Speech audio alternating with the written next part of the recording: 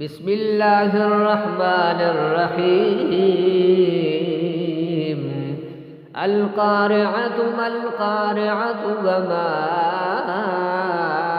أدراك ما القارعة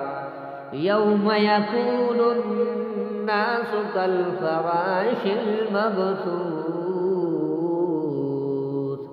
وتكون الجبال كالعهن المنفوش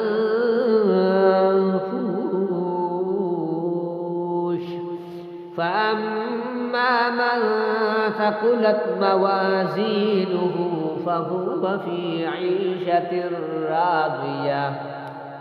وأما من خفت موازينه فأمه هاوية وما